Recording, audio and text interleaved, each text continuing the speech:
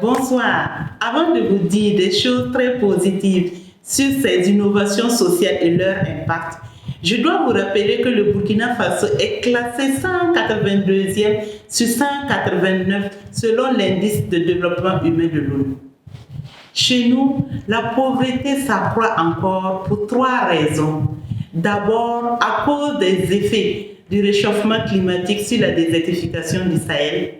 Ensuite, en raison des groupes terroristes qui ont poussé plus d'1 million de personnes à fuir leur village. Et enfin, à cause de la fermeture des frontières terrestres pour réduire la diffusion du Covid, mais qui freine les importations de marchandises et affecte donc les activités de nos entrepreneurs. Chez nous, non seulement nous ne lâchons pas nos entrepreneurs, mais en plus, nous faisons preuve d'imagination pour renforcer leur capacité à faire face aux aléas de la vie, aux problèmes de santé et aux difficultés administratives. Nous avons donc mis en place des services sociaux très innovants qui n'existent nulle part ailleurs au Burkina Faso et je voudrais vous en présenter 3 ce soir. En 2019, nous avons créé avec l'association française ATIA une mutuelle exclusivement dédiée aux entrepreneurs de Yikri, répondant donc très précisément à leurs besoins. 2 ans et demi après son lancement, plus de 9000 entrepreneurs ont souscrit à cette mutuelle. Et ça change tout pour eux. Par exemple, Zi Rosalie a été prise en charge à hauteur de 800 €.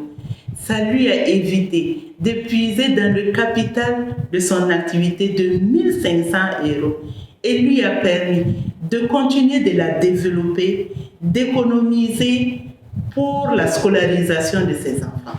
En 2021, nous avons instauré des causeries éducatives ouvertes à toutes les bénéficiaires, mais aussi à leurs familles et notamment leurs conjoints.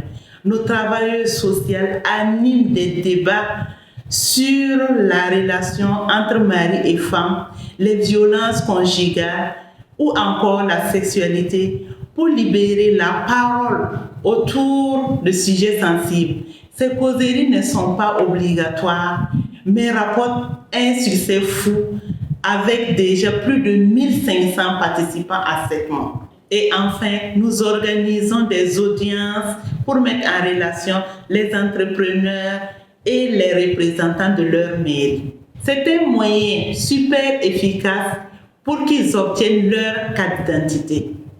Obtenir ainsi la preuve légale de son existence, c'est un pas en avant énorme. Ça ouvre les droits et l'accès aux services de l'État. À Dano, une petite ville du sud-ouest du pays, nous avons déjà invité à une audience tous nos bénéficiaires dépourvus de cartes et depuis, tous l'ont obtenu. Tout en développant ces services sociaux qui renforcent la progression des entrepreneurs, nous construisons activement l'autonomie de Yikri. Notre association est en pleine croissance. Nous visons l'équilibre financier en 3 ans. Nous accompagnerons alors 40 000 entrepreneurs. Quand je dis 40 000 entrepreneurs, ça veut dire 40 000 familles. Vous imaginez le nombre de personnes que ça représente derrière?